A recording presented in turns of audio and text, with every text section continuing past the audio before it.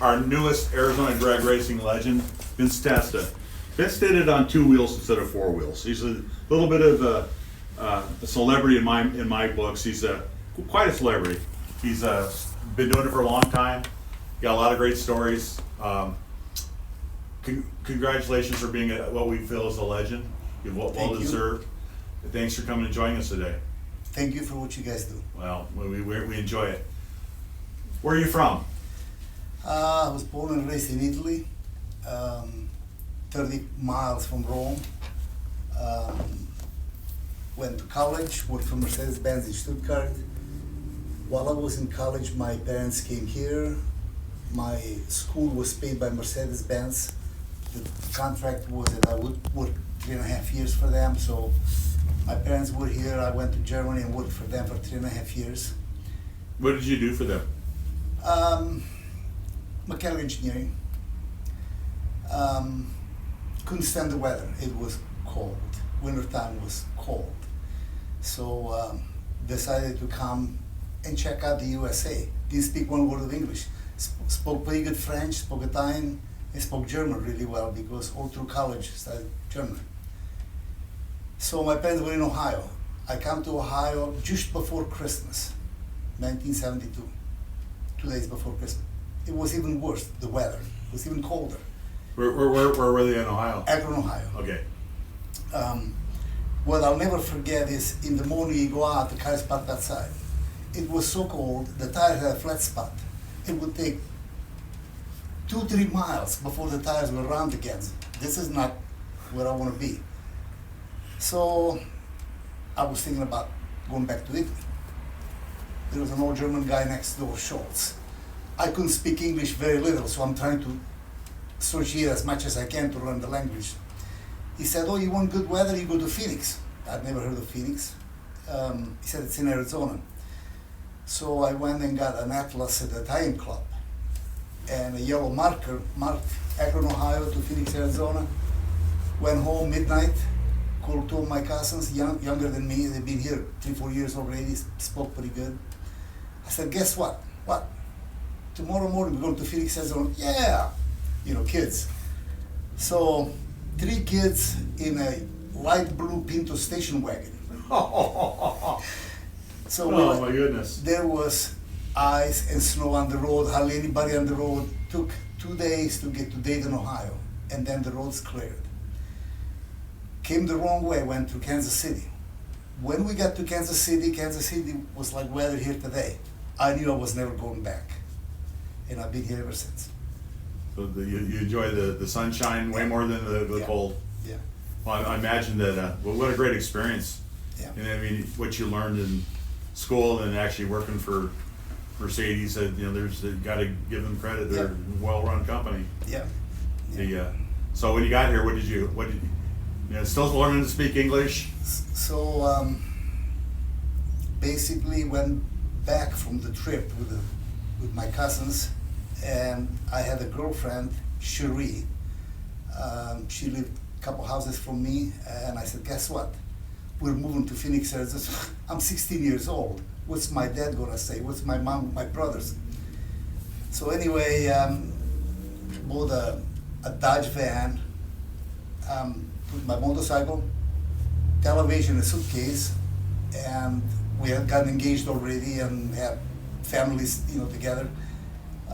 Went to pick her up around the corner. She has like 24 boxes, suitcases, flower pots. So we loaded up the van to the ceiling and we headed to Phoenix. Travel lightly. We got here Thursday, and Saturday morning, of course, we had 1601 West Camelback, got an apartment.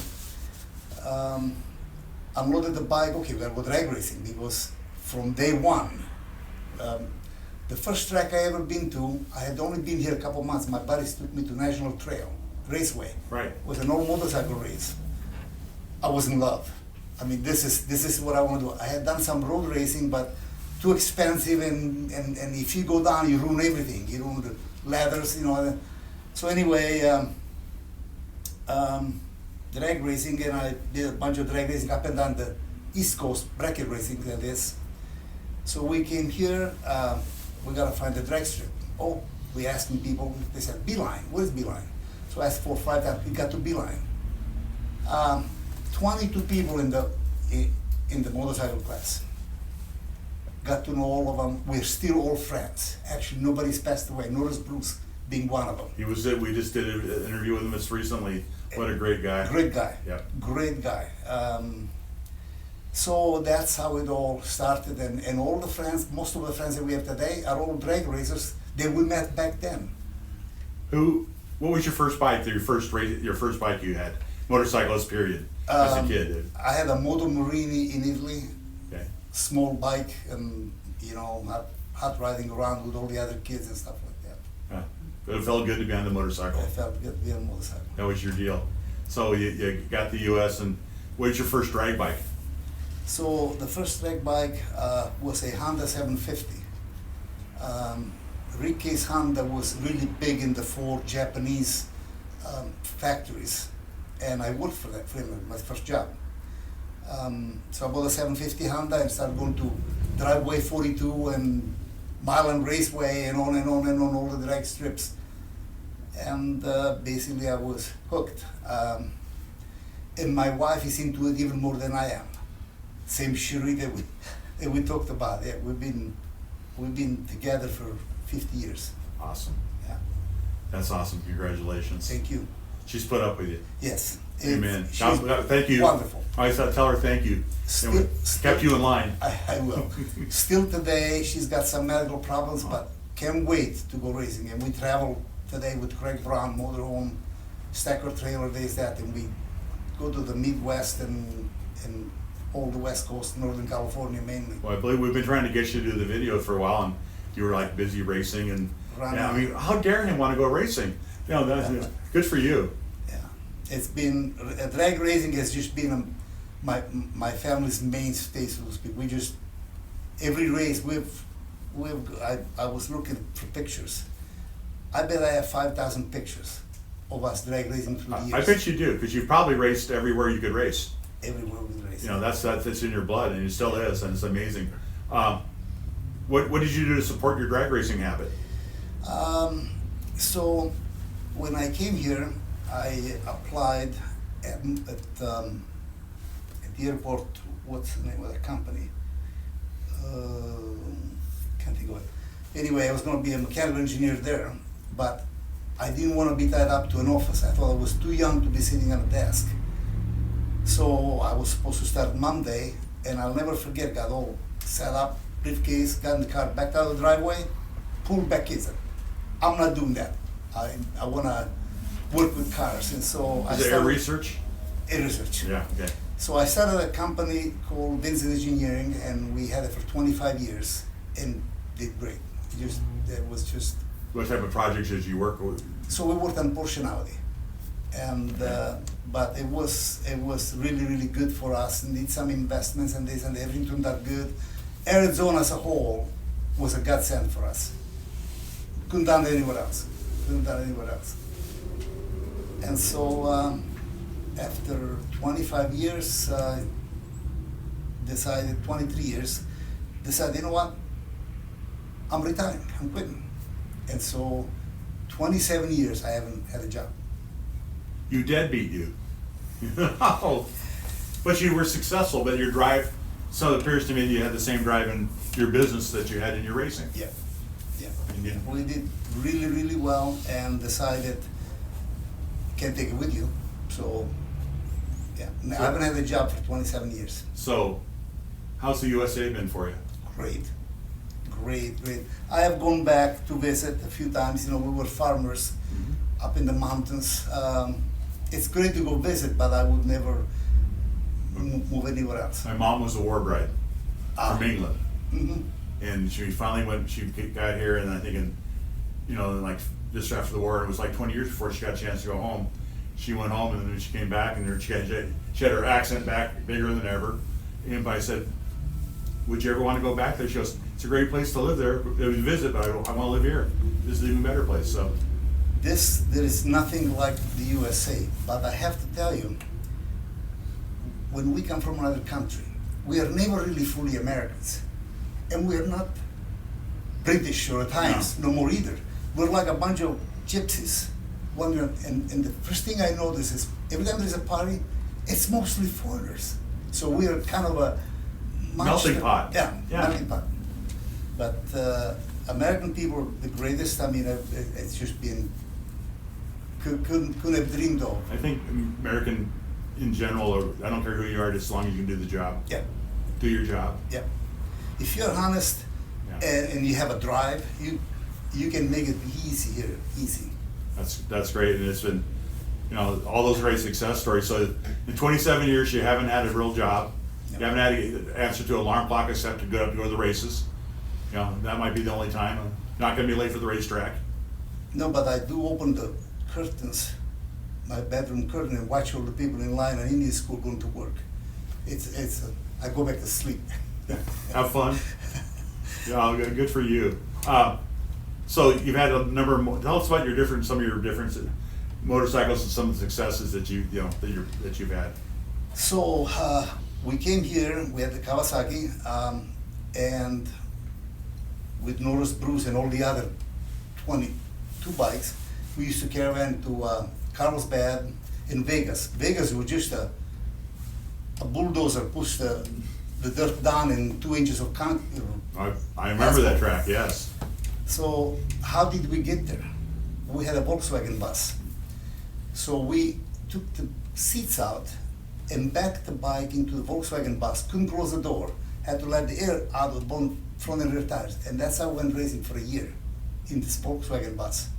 Your car carrier, Mm-hmm. your bike carrier. Bike carrier. You had a professional look. You roll up in this wonderful carrier. It was the beginning of traveling. But it didn't matter what you know. I mean, I had some pretty ratty trailers and stuff over the years, but got me to Indy. They got me to a lot of different places. But as long as the car on the track went down, Yeah. did well. That's all that mattered. Yeah. Because you're there to race, not to show off. Yeah, yeah. Drag racing been really good to us. I rode Norris turbo bike the first time, and I had to have one.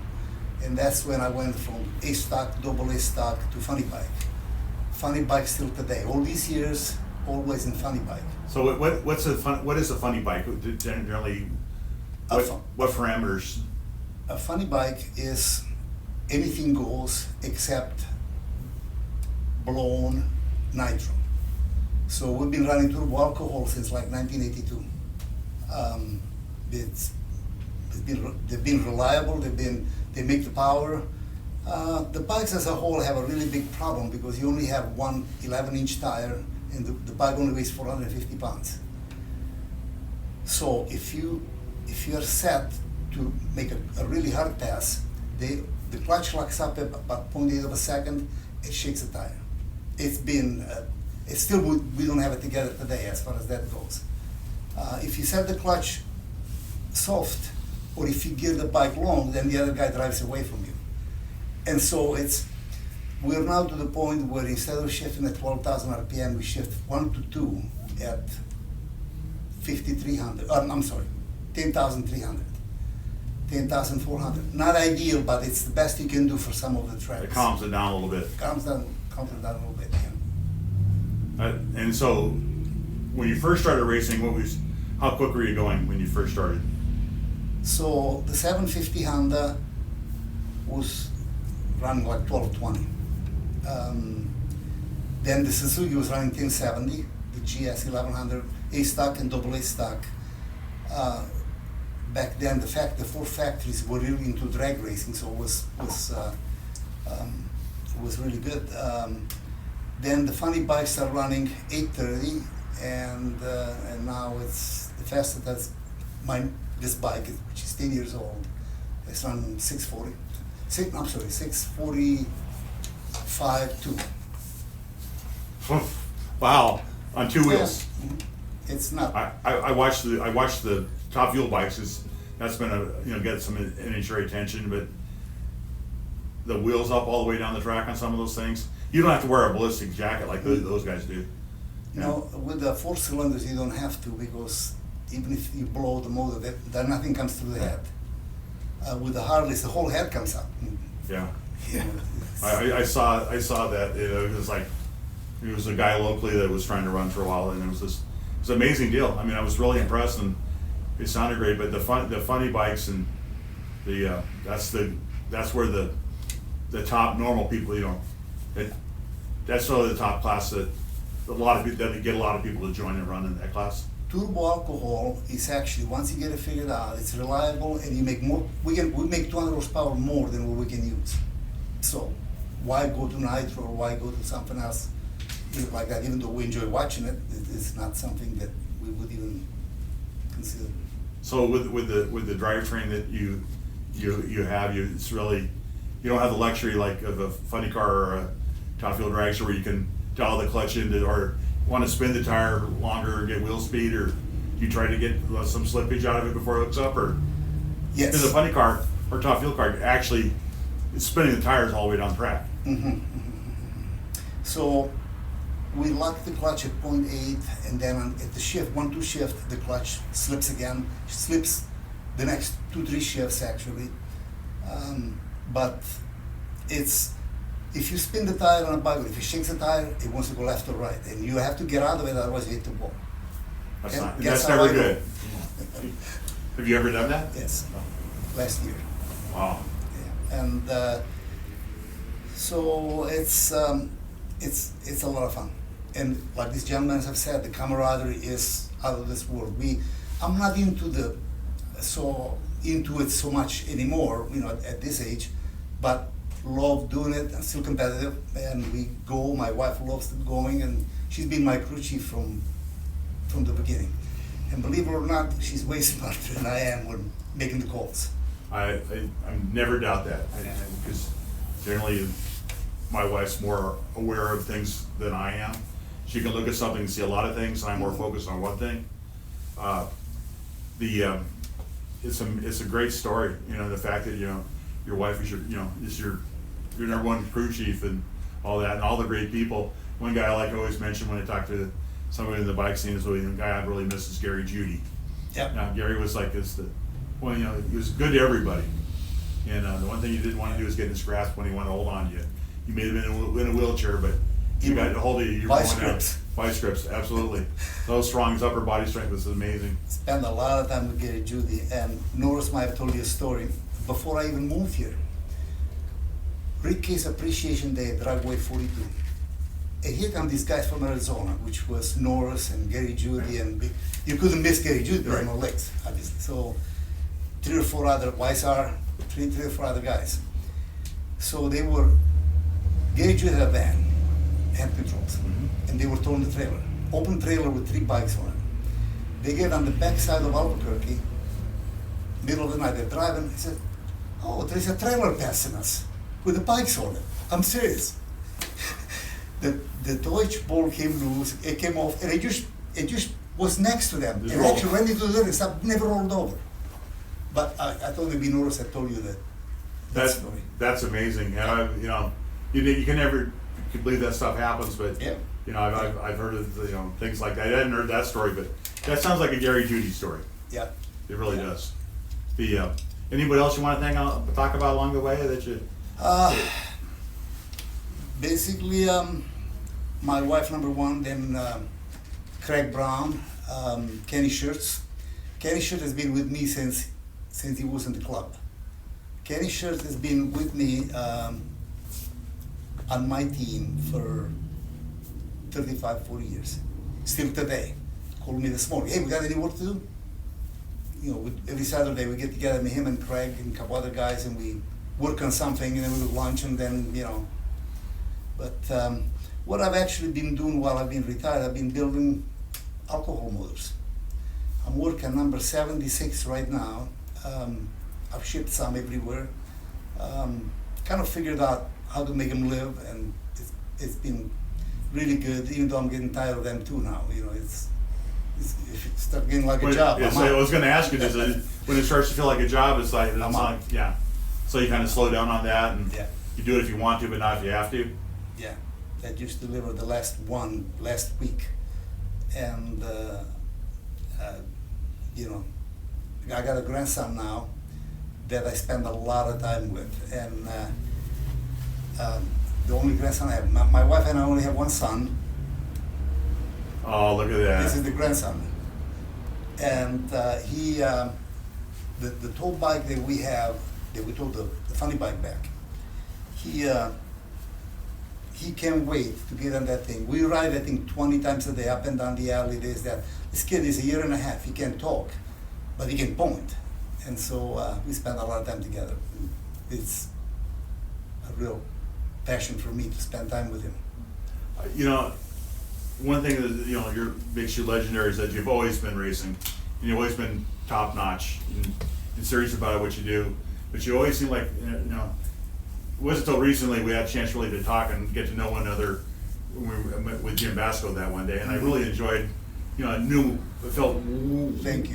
way more about you than I thought you were, and you're really quite a fantastic guy, and you represent drag racing, Arizona, the motorcycle guys. You put us on the map. You've done a great job with that, and something very, very, very proud of. Your love for the sport, and that's what you are. What a legend's about. You make it good for other people. I know you've helped other people along the way because people helped you. Yes. And that's how we keep people coming back to our sport. For my team, drag racing was a total commitment. We have had 7 national championships and a whole bunch of national records and this and that. It's been fantastic. What was the first national championship? 1988 in Gainesville, Florida. And actually, this is the race that I'm the most fond of. 34 funny bikes qualifying for 32 spots. We were not the fastest, but by form of attrition and on, we ended up winning, and we ended up winning the championship at that race. That was one of the most memorable. The last championship was this one. Wow. 2018. This was PMRA in the middle of the country in Midwest. Last year we were third in this sanctioning, and this year we were third again in the same Western Pro Extreme. So I plan on doing a couple more years, or Well, we look forward to seeing you out there, and it's awesome. Thank you so much. Your story is fantastic. Should be inspiring to a lot of people. You worked hard. Everything you did, you took your company to places where you're able to retire and enjoy life. You're racing. You're full bore on that, and your personality is awesome. And people, that's why people like you so much. I thank you, and I appreciate you saying that. Yeah, it's an honor to have you here, and you are, Mr. Testa. You are an Arizona drag racing legend. Thank you for being here today. Thank you for having me, and thank you for doing what you guys do. Thank you very much.